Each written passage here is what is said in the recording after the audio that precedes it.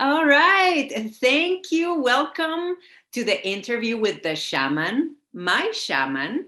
I am Alejandra Diaz Mercado, the author of the book Energy in Motion: How to Unleash Your Mind and Take Action Now. And see, the one thing that energy, the universe, and human consciousness has in common, were many things, but is that it's constantly in expansion, constant expansion. And that constant expansion, that constant need to quest since I was a little girl, it's the reason that I came to Canada, to live in Canada, having been born in Mexico City. And it's also the reason why last year in 2020, I attended my first shamanic ceremony with my shaman. So here, I'd like the opportunity to introduce you to my shaman. Bharat, thank you so much for joining me today. Thank you. Thank you so much for having me on here. Yes. So here you are the main character of this interview. It's my opportunity to introduce you to my network and also open the conversation of the journey of Quest and also the understanding of what it means to be human and some of the tools available to us. So the first thing I'd like to start is you are probably the most qualified person to help me and help my network understand what is a shaman. So what is a shaman? So a shaman is someone that communicates between or navigates between the ordinary states of consciousness and the extraordinary states of consciousness. So ordinary states being, what you and I right now are able to tap into, right? What we see in front of us, the world that most of us perceive, right? And then there's the extraordinary states of consciousness, which is really the frequencies that our normal senses don't see or feel, right? And so we can call it the spirit world if you want, whatever names we may all have, right? Mm-hmm. And so shamans are able to navigate and communicate between those two. And personally, I feel we all have the abilities, whatever the methods may be. So it could be through sound, it could be through certain psychedelics, it could be through breath work. There's different tools to do that. One thing I do want to clarify is traditionally a shaman is someone who comes from a lineage of shamans and who's been trained from a very young age to have these abilities and to serve with those abilities. So I call myself a shamanic practitioner because I don't come from that kind of lineage, at least in this birth. Maybe in the past, I have been told I've been a shaman, but so I address myself as a shamanic practitioner because I am learning shamanic traditions and shamanic tools. So I just felt that was an important distinction to make. Absolutely. I mean, just like you described, we live in this world where we're navigating reality by certain labels and uses of words. So, and again, that's part of why our conversation is so important, right? You're the one assisting me with these terms because you're the expert in this field. And yeah, very much appreciated. So you also bring something very intriguing, interesting. And again, if we're talking about different levels of consciousness, the possibility that in another life, in another dimension, you are a shaman, have been a shaman, and it's part of your makeup. Hence the reason you're here having this conversation with me. Absolutely. Now, based on that definition, would you say that when we close our eyes at night and we take away the sense of sight and a normal vision, would that be an altered state of consciousness? It can be. I believe you are going into a different state, and even from a nervous system perspective, we go into different states of sleep, right? There's the REM sleep, there's the theta state, all these different states you're in. Those are all accessing different states of consciousness. And something I believe and I have experienced is all these states of consciousness are just as real as this particular state that we commonly perceive as reality. When people say spirit guides, all these are not real, they're just as real as we are, or the dimensions are just as real as we are. It's just a matter of this instrument that we have right now that we call our bodies has limitations with which frequencies it can tap into, right? It's no different from a television or a radio. There's certain frequencies they can tap into and certain they cannot. And that's why you need a different kind of radio maybe, or a different kind of antenna or whatever, right? So that being said, a lot of us are gifted with things where, hey, I'm clairaudient, I'm clairvoyant, I am claircognizant. We all have abilities, some more developed than the others, where we can tap into those frequencies. And if we can't, then depending on your path in life, you may use different tools to access them. Yes. And now for someone in my network that is not familiar with those terms or only leads their reality by the five senses, I think it's just, we can talk about the five senses as being pieces of equipment that our body has to decode frequencies. And in that sense, it's easy to understand why there's such a big quest and money invested right now in developing artificial worlds and ways of feeding the five senses realities that are not really there, but that are real in a way or manner, right?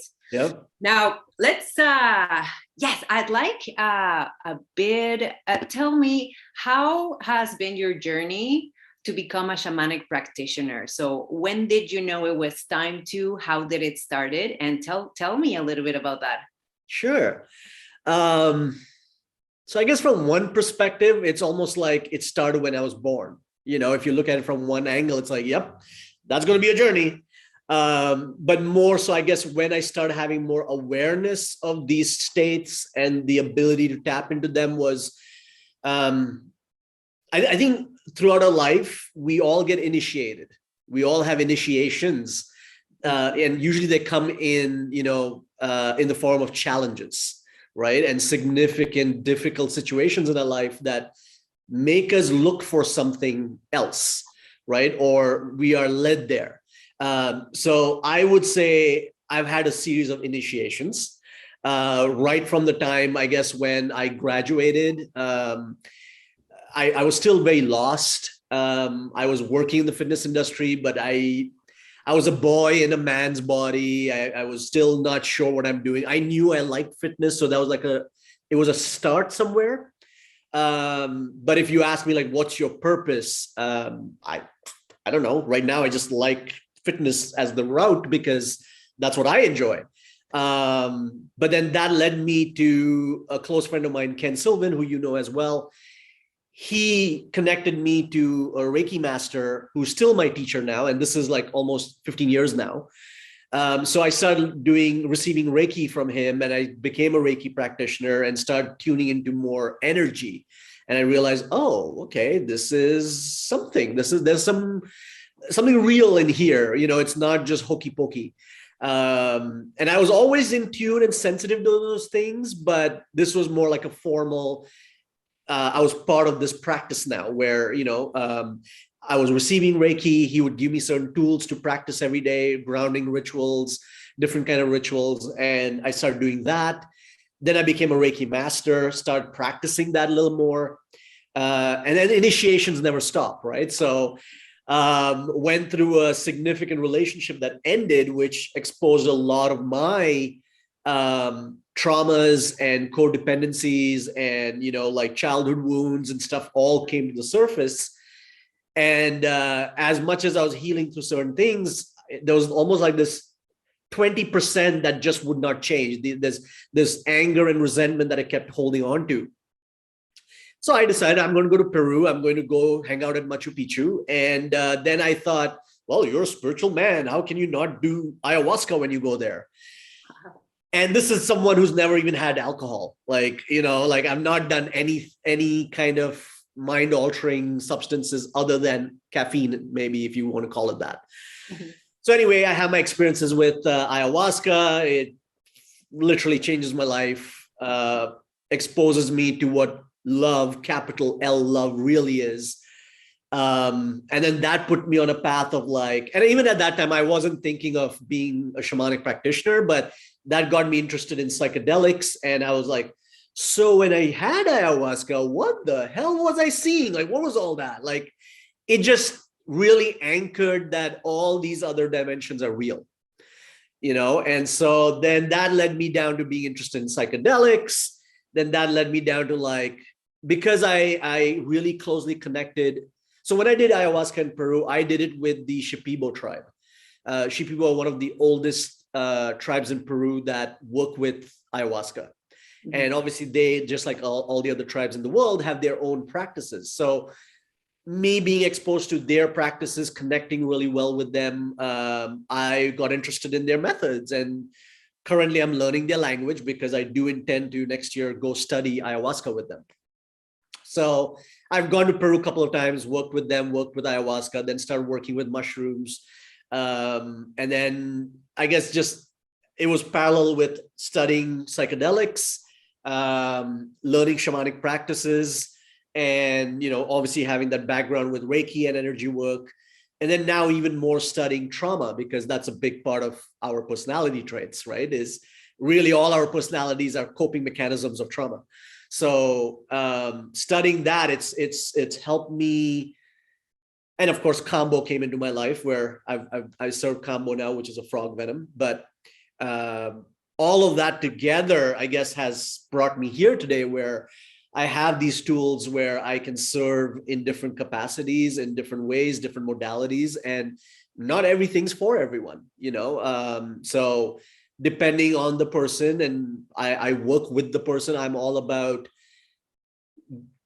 handing that person's power back to them. Because most people, when they're in that situation, when I was in these situations, I felt powerless. I didn't have the belief in myself that I can create the reality I want. And so a lot of my work is, although it's through these different tools, at the end of the day, it's really reminding people of their power. And, whether they do it through the mushrooms, or they do it through energy work, or whether last night, I had someone come in for hape, but the conversation ended up being a somatic integration session, where we just went back into some trauma and released some stuff, and we figured out some tools, and now she's going to use the tools.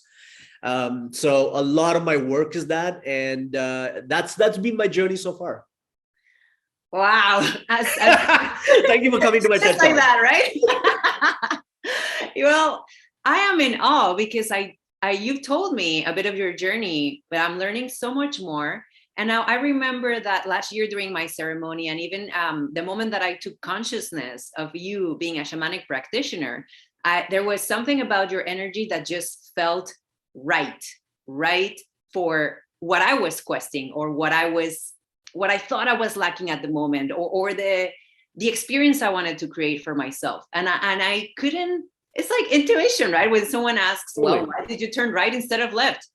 It just feels right? Like there's sometimes no way of explaining it in the moment. However, right now, as you're telling me the story, I can tell why the energy that I picked up on you and the way you deliver your practice, the commonalities, and what it was that was a great match for me. So one of the things you just said, you create the space to give the power back to the person. That's how I work. That's how I approach my universe too. That's how I work with my clients. All the power to them. I'm just laying out things and objects in different ways for them to take their power back. Yeah. Now, much like you, and it's important to mention, I grew up in a conservative, Catholic, Mexican city, Mexico City. So for me to think about doing weed or anything else, that's how I named it. Anything else, right? Was not in my reality. Not until I started looking into it in early 2020. Because for me to go and do this ceremony, it took breaking paradigms, not just from my current being, my current identity as myself, but also generations back from my family and the culture that I grew up with. And so there's that similarity too. 3 years ago, I would have never done this. And now it's the best gift I could have given myself. And it was in a ceremonial setting, as a shamanic ceremony. That's the right term, correct? Yeah. Okay. So now the same way you explained it to me, because I asked you this question Yeah. when I interviewed you. Like, I'm going to interview if it's the right thing for me. I wanted to know, and I want to share here, what is the difference? I mean, psilocybin and psychedelics, right? How would you describe it to someone?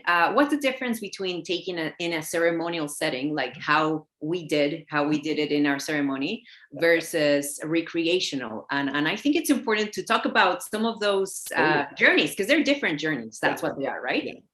And I think that's a great question, because there's a significantly big difference.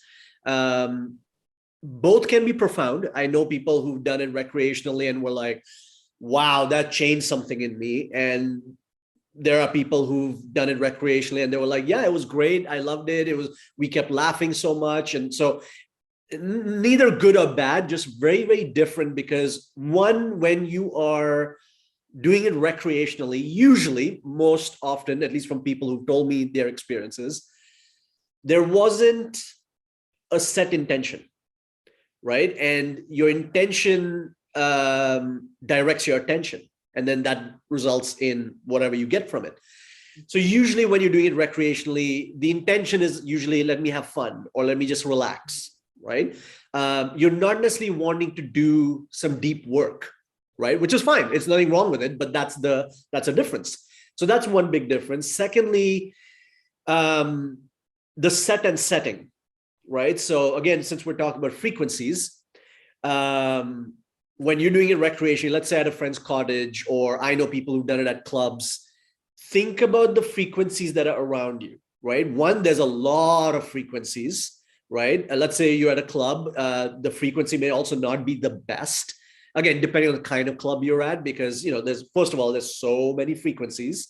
Then there's the music. Then there's all these, people's intentions floating around, and there's usually alcohol involved, and there's other mind-altering substances there.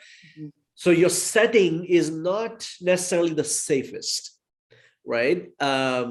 Even if, let's say, you're at a friend's cottage, it's a different setting. Okay, now you have not only the frequencies of your friends and the place you're in, but sometimes people go out in nature, and now so you have all those frequencies to also kind of tap into, right? Again, not bad, just very different. When you're in a ceremonial setting, first of all, this is a question I've been getting the last couple of weeks, is why do you do it at night? Why don't we do it in the morning?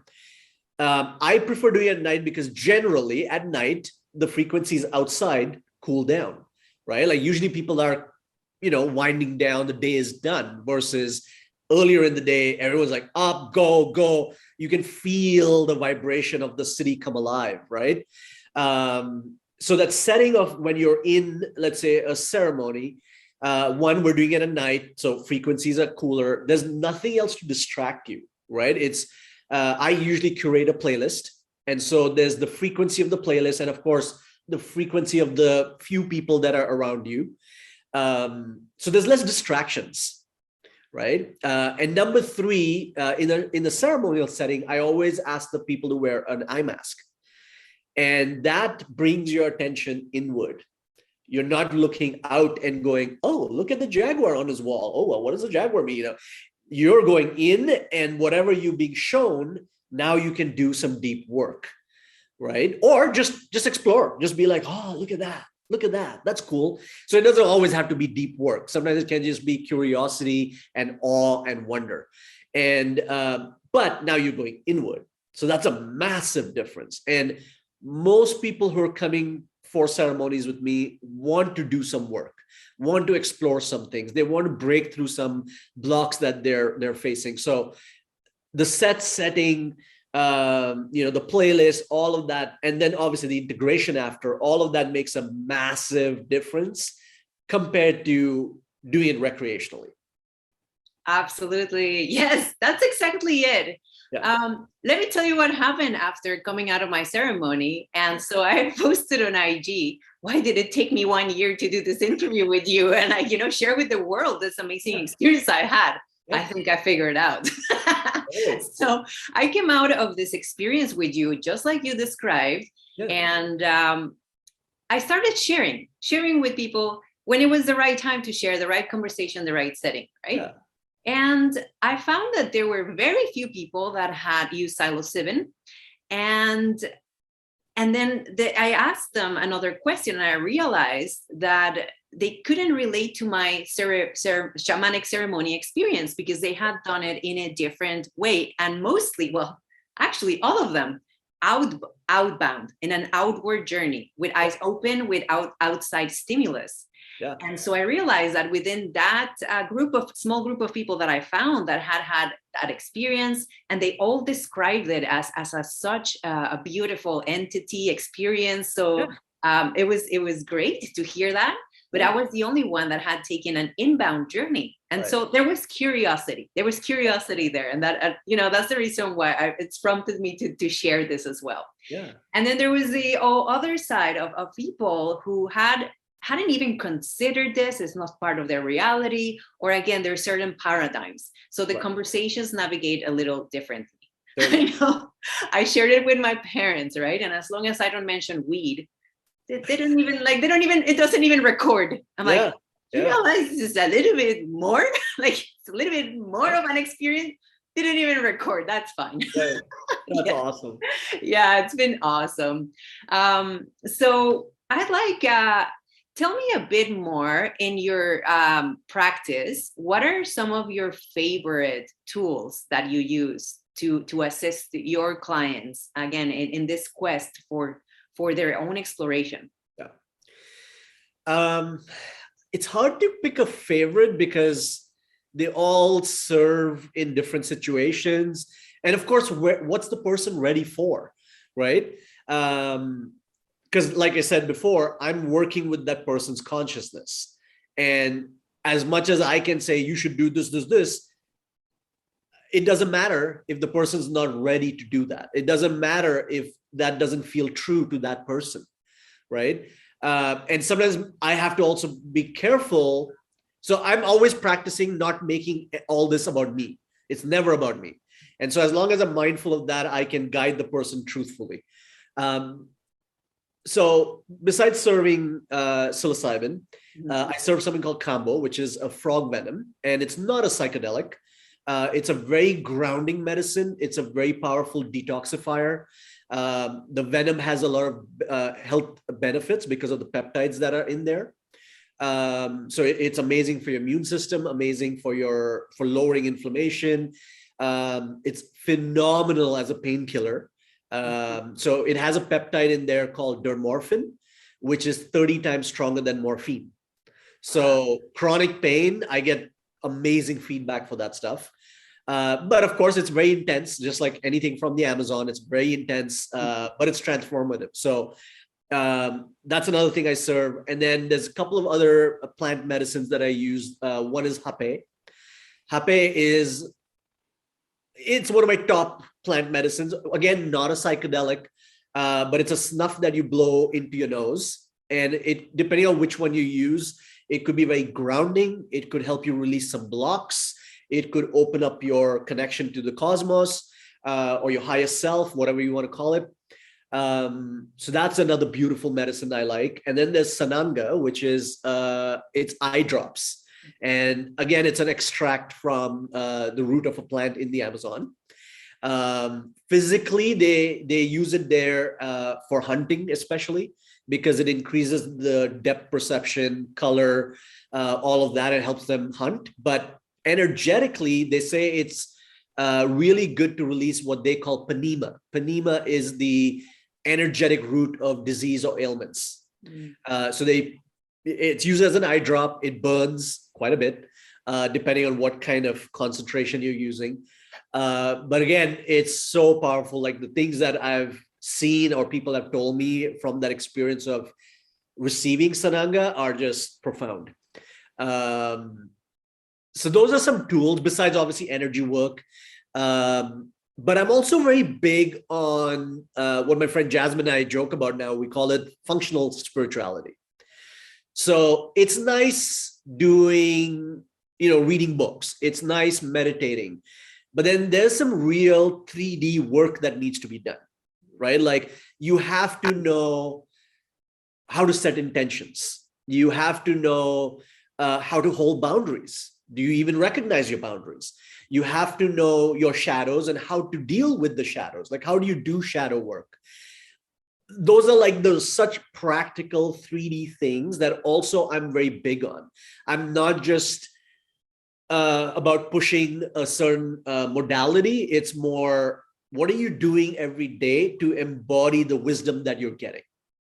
Right. So even if I give you a book, great. Now, how are you embodying that every day? So that stuff is big. So I do provide some tools to help people with that. So whether it's through workshops or it's through, rituals in the morning or rituals at night, certain practices, whether it's, gratitude practices, forgiveness practices. Again, just there's so many layers to that, where sometimes it's just helping someone, hey, here's a breathwork practice, because you need to connect with your body, and let's start trusting the sensations and messages of the body. Let's not be up here all the time. Let's come here. So it's nice talking to God, but you still have to remember your postal code. That's what my Guru Ramdas says, right? It's important. You're here for a reason. And so as much as we want to go all 5D and shit, like, let's honor the 3D. So it could be a wide variety of things. It really depends on what the person's coming to me for and where they are and what they think is best for them. I do my best to trust their judgment. If I strongly feel something where I don't think that's right, or I really think this would help move the needle, I would make a suggestion, but usually I'm working with that person. Yes, and I love that. And you've been great at providing the education piece. Like, you answered all my questions. Yeah. I know, for example, well, you have this complete toolbox, right? It's not just that like inside journey or the visions. It's the actions, because ultimately that's honoring the three-dimensional realities that we have here. And the quest to go over there is to feel better here, right? In this experience. Yeah. And I have to add, I certainly, Kambo it's dissonant to me. That might change in a month, in a year. Sure. But it's been amazing because you've educated me on that. And, the understanding that it's all the power to the person as well. And knowing when it's time to, much like it was time for my ceremony. Yes. So I think we're going to be doing a second interview, because this conversation is going to open up more specific questions from my network that I'd like to dive in. And to end this, it's important to share too that you and I are working together on the upgrade with Sarah Fennell. I am so excited for it. Yeah. The vision was to put together a 6-week program where we had the gift of the experience, the gift of the 3 coaches in our areas of expertise, and the gift of each other, meaning the other participants as a collective of scouts traveling the experience together. Yeah. And so that's we have that coming up. It's May and June, correct? I'm correct. Yes. I'm going to share all the information here. And I also know you have some other stuff going on. So please share with me and my network. What are some of your projects that you have coming up? Sure. Something I just want to mention about the project we're doing with Sarah is, I think it's such a great introduction to psychedelics, or even just for someone who's done psychedelics before. I think it's such a great structured space, safe space, where it's, hey, let's prep, let's have the experience, and then let's integrate. I think it's so phenomenal, like the way it's set up, especially if someone's never had this experience. It is so good. Like, it's set up so. I'm glad you reiterated that. The inspiration was the support system. And I know for myself, I've done a lot of personal work to get to a point where I felt I had the strength, the grit, the courage to go do it by myself. But I could think of 10 people that I know that they would have needed the support to do this, and they would have loved to do it. So that was the inspiration, the structured and a support system. Yeah. Totally. Besides that, there's a few projects. I do have some other retreats that I run. There's one happening April 29th, where it's in Bancroft with my friend Sandy. It's in her beautiful homestead, where we serve, mushrooms, Kambo, Hape, Sananga, breathwork. My dear friend Jasmine's going to be a guest facilitator this time as well, where she's going to talk about human design, which is phenomenal. And then there's projects with other people. There's some other retreats. There's a lot in the works. And then workshops, of course. So I usually run workshops with Jasmine in Wakefield, Quebec. We just did one about intention setting. She's got a couple with boundaries and microdosing and things like that. So yeah, there's a lot of cool projects. Good. I'll share your website and your links so that people can take a look at the schedule from my end. It's just these two happening at the moment. Yeah. And I think the most important work after the past couple of years that we've had, some of the most important work a person can do is in self-knowledge, because if you know yourself, if the person knows themselves, they have the vision to decide how they want to move forward in taking the power and constructing the reality that they want, as opposed to being told what reality to live. So just one life, maybe more, but as far as I know, it's this one only that I can send. So yes. Thank you so much, Bharat. Any last words? No, just, I guess, trust yourself, trust your abilities, trust the messages that you're getting, that your mind is probably getting in the way and saying, oh, that's not real. And, what's that? But yeah, trust it and come together in community. I think, the last 2 years is showing us that even more than ever, we can't heal or grow without community. So whatever people can do to come together, whether it's through psychedelics or just, breath work or whatever it is, I think more people should do that. Yes, that's part of the reason you and I are coming together Totally. as well. Yeah. Yes. Look what I have here.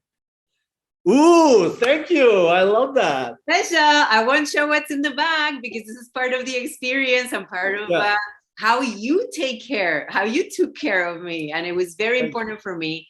It's moving beyond the ceremony, because those three phrases that are in the bag, I carry them with me.